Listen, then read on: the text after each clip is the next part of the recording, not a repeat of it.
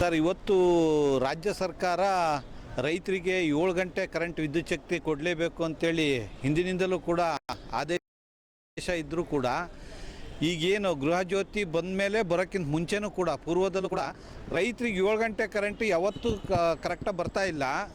ದೀರ್ಘಾವಧಿ ಬೆಳೆಗಳು, ಅಡಿಕೆ ತೋಟಗಳಿದ್ದಾವೆ, ಇವ್ರೇನೆಲ್ಲ ಕರೆಂಟು 2 ಗಂಟೆ ಕೊಟ್ಟರೆ ಅರ್ಧ ಗಂಟೆ ಆಫ್ ಆಗಿರ್ತತೆ, ಮತ್ತು ಅರ್ಧ ಗಂಟೆ ಬಂದರೂ ಮತ್ತೊಂದು ಗಂಟೆ ಆಫ್ ಆಗಿರ್ತತೆ. ಕರೆಂಟ್ ಯಾವಾಗ ಬರ್ತತೆ ಯಾವಾಗ ಹೋಗ್ತತೆ ಅಂತ ಟೈಮ್ ಟೇಬಲ್ಲೇ ಇಲ್ಲ. ಆದರೂ ಕೂಡ ಬಂದರೂ ಕೂಡ ಕರೆಂಟು ವೋಲ್ಟೇಜೇ ಇರೋದಿಲ್ಲ. 180 ವೋಲ್ಟೇಜ್ ಇದ್ರೂ ಮೋಟ್ರ್ ಸ್ಟಾರ್ಟ್ ಆಗೋದಿಲ್ಲ. ಇವತ್ತು ಬೆಳೆ ಒಣಗ್ತಾ ಇದ್ದಾವೆ, ಅಡಿಕೆ ತೋಟ ಒಣಗ್ತಾ ಇದ್ದಾವೆ. ಏನೀಗ ಉಚಿತ ವಿದ್ಯುತ್ ಕೊಡ್ತೀವಿ ಅಂತೇಳಿ ಒಂದು ಕಡೆ ಉಚಿತ ಅಂತ ಹೇಳ್ತಾರೆ, ಒಂದು ಕಡೆ ಕರೆಂಟೇ ಇಲ್ಲ ಪಂಪ್ಸೆಟ್ಟಿಗೆ ಅಂತ ಹೇಳ್ತಾ ಇದ್ದಾರೆ. ಈ ಸಿದ್ದರಾಮಯ್ಯರು ನಾವು ನುಡಿದಂತೆ ನಡೆದ ಏನಾದ್ರು ಇದ್ದರೂ ಸರ್ಕಾರ ಅದು ಕಾಂಗ್ರೆಸ್ ಸರ್ಕಾರ ಗ್ಯಾರಂಟಿ ಸರ್ಕಾರ.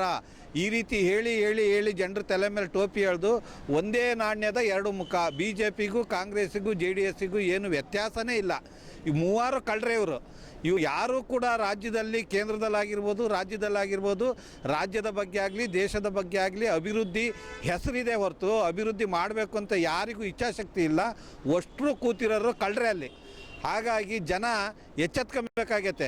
ಏನಾರು ಇನ್ನು ಮುಂದೆ ವಿದ್ಯುತ್ ಶಕ್ತಿ ಜೊತೆಗೆ ಆಟ ಆಡಿದರೆ KPTCಯಲ್ಲೂ ಮತ್ತು ಇಡೀ ಜಿಲ್ಲೆಯ ಜನರು ಇವತ್ತು ಶಿವಮೊಗ್ಗಕ್ಕೆ ಮತ್ತೆ ನುಗ್ಗಿ ಹೋರಾಟ ಮಾಡಬೇಕಾಗತ್ತೆ ಅಂತೇಳಿ ಈ ಸಂದರ್ಭದಲ್ಲಿ ಎಚ್ಚರಿಕೆ ಕೊಡ್ತಾ ಇದ್ದೀನಿ. ಇವತ್ತು 7 ತಾಸು ವಿದ್ಯುತ್ ಶಕ್ತಿ ಕೊಡ್ತೀವಿ ಅಂತ ಏನು ಹೇಳ್ತಾ ಇದೆ ಮೊದಲಿಂದನೂ ಯಾವತ್ತೂ ಕೂಡ 7 ತಾಸು ವಿದ್ಯುತ್ ಶಕ್ತಿ ಕೊಟ್ಟಿಲ್ಲ.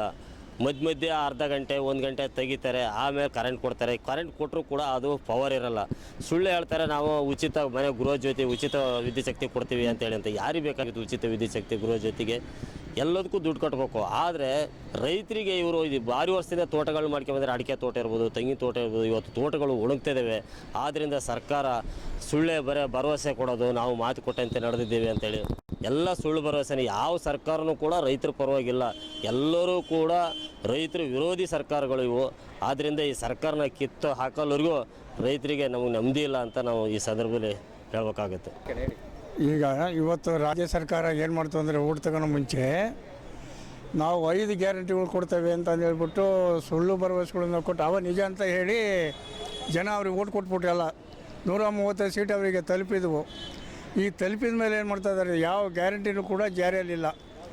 ಒಂದು ಕಡೆ ಗ್ಯಾರಂಟಿ ತೋರಿಸ್ತಾರೆ, ಈ ಕಡೆ ಇವರು ನಮ್ಮ MD ನಾಗರಾಜ್ ಹೇಳಿದಂಗೆ ಎಲ್ಲ ತೋಟಗಳು ಒಣಕ್ಯಂತ ಬರ್ತಾ ಇದಾವೆ. ಸರಿಯಾದ ರೀತಿ ರೈತರಿಗೆ ಸಮರ್ಪಕವಾಗಿ ವಿದ್ಯುತ್ ಇಲ್ಲ. ಆಮೇಲೆ ಹಾಲಿನ ಬೆಲೆ, ಜನ ಕರೆದು ರೈತರು ಬಳ್ಳಾಲ ಸೌದೋಗಿದ್ದಾವೆ. ಹಾಲಿನ ಬೆಲೆ ಅಂತೂ ಇಲ್ಲವೇ ಇಲ್ಲ. 5 ರೂಪಾಯಿ ಕೊಟ್ಟರು ಮತ್ತು ವಾಪಸ್ ತಗೊಂಡಿದ್ದಾರೆ. ಇದು ಪ್ರೋತ್ಸಾಹಧನ ಅಂತೂ ಬರ್ತಾ ಇಲ್ಲ. ಆದ್ದರಿಂದ ಇವನ್ನೆಲ್ಲ ತಕ್ಷಣ ಜಾರಿ ಮಾಡಬೇಕು. ಇಲ್ಲಾದರೂ ಮತ್ತೆ ಸರ್ಕಾರದ ವಿರುದ್ಧವಾಗಿ ಭೀಕರವಾದ ರೈತ ಸಂಘ ಹೋರಾಟ ಮಾಡ್ತೇವೆ ಅಂತ ಹೇಳಿ ಸರ್ಕಾರಕ್ಕೆ, ಈಗ ಸಿದ್ದರಾಮಯ್ಯ ಸರ್ಕಾರಕ್ಕೆ, ಕಾಂಗ್ರೆಸ್ ಸರ್ಕಾರಕ್ಕೆ ನಾವು ಎಚ್ಚರಿಕೆಯನ್ನು ಈ ದಿವಸ ಕೊಡ್ತಾ ಇದ್ದೇವೆ. ರೈತರಿಗೆ ತೊಂದರೆ ಆಗ್ತಿದೆ ಈ ವಿಚಾರ. ಈಗ ನೋಡಿದಂತೆ ನಾವು ಹಂಗೆ ಮಾಡಿದ್ದೀವಿ ಹಿಂಗೆ ಮಾಡಿದ್ದೀವಿ ಅಂತ ರಾಜ್ಯ ಸರ್ಕಾರ ಹೇಳ್ತೈತೆ. ರಾಜ್ಯ ಸರ್ಕಾರದವ್ರನ್ನ ಕೇಳಿದರೆ ಕೇಂದ್ರ ಸರ್ಕಾರದವರು ಖಾಸಗೀಕರಣ ಮಾಡೋಕೆ ಹೊಂಟಿದ್ದಾರೆ ವಿದ್ಯುತ್ತನ್ನು.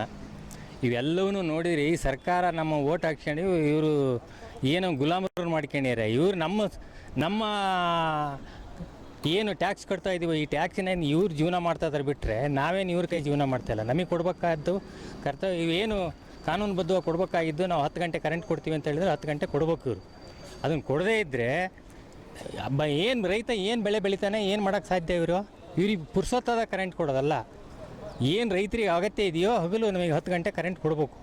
ಅದನ್ನು ಇವರು ಅಳವಡಿಸ್ಕೊಂಡೇ ಹೋದರೆ ಇವ್ರಿಗೆ ನಗರ ಪ್ರದೇಶದಲ್ಲಿ ಏನು ಬೇಕಾದ್ರೂ ಮಾಡ್ಕೊಳ್ಳಿ, ನಾವೇನು ಬೇಡ ಅಂತ ಹೇಳ್ತಿಲ್ಲ.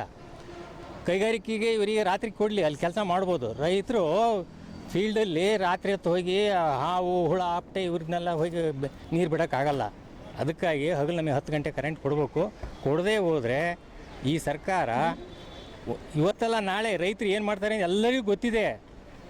ಆದರೆ ಇವರೇನು ನಮ್ಮ ಆಟ ಆಡಿಸ್ತಿದ್ದಾರೆ. ರೈತರನ್ನು ಹೊಡೆದು ಆಡಳಿತ ಮಾಡ್ತಾರೆ. BJP ಇರ್ಬೋದು, ಕಾಂಗ್ರೆಸ್ನವ್ರು ಇರ್ಬೋದು, ರೈತರನ್ನು ಹೊಡೆದು ಆಡಳಿತ ಮಾಡ್ತಾ ಇದ್ದಾರಲ್ಲ. ಅಧಿಕಾರಿಗಳು ಆ ಥರ ಆಗ್ಬಿಟ್ಟಿದ್ದಾರೆ. ಅಧಿಕಾರಿಗಳು ಹೇಳೋರಿಲ್ಲ ಕೇಳೋರಿಲ್ಲ. ಇವ್ರು ಏನಿದ್ರು ಕಮಾಯಿ ದುಡ್ಡು ಹೊಡೆಯೋದೇ ಕೆಲಸ ಇವರಿಗೆ. ಹೆಂಡದ ಅಂಗಡಿನ ಮನೆ ಬಾಗಿಲಿಗೆ ಸಪ್ಲೈ ಮಾಡ್ತಾರೆ. ಕರೆಂಟ್ ಕೊಡೋ ಯೋಗ್ಯತೆ ಇಲ್ಲ ಈ ಸರ್ಕಾರಗಳಿಗೆ. ಕೇಂದ್ರ ಸರ್ಕಾರ ಇರ್ಬೋದು, ರಾಜ್ಯ ಸರ್ಕಾರ ಇರ್ಬೋದು. ಗಂಟು ಹೊಡೆಯೋದಕ್ಕೆ ಎಷ್ಟು ಮಾಡ್ತಾರೆ ಅಷ್ಟು ಮಾಡ್ತಾರೆ. ಈಗ ಏನು ಮೊನ್ನೆ ಬಜೆಟ್ ಮಾಡಿದ್ರಲ್ಲ ಮೋದಿಯವರು, 12 ಲಕ್ಷ ತಕ್ಕ ಸರ್ಕಾರಿ ನೌಕರರಿಗೆ ಇರ್ತಕ್ಕಂಥ ಏನು ಸಂಬಳ ತಗೊಂತಾರೆ ಅವ್ರಿಗೆ ಇದು ಮಾಡಿದ್ರಲ್ಲ ಇವರು ರಿಯಾಯಿತಿ ಕೊಡ್ತೀವಿ ಅಂತ ಹೇಳಿ. ಅದೇ ರೈತರ ಬೆಲೆ ಇವತ್ತು MSP ಬೆಲೆನ ಎಲ್ಲಿ ಕೊಟ್ಟಿದ್ದಾರೆ ಇವರು? ಏನಾಗಿದೆ? ಕೇಂದ್ರ ಸರ್ಕಾರದವರು ರಾಜ್ಯ ಸರ್ಕಾರ ಮೇಲೆ ಹೇಳ್ತಾರೆ, ರಾಜ್ಯ ಸರ್ಕಾರದವರು ಕೇಂದ್ರ ಸರ್ಕಾರ ಮೇಲೆ ಹೇಳ್ತಾರೆ.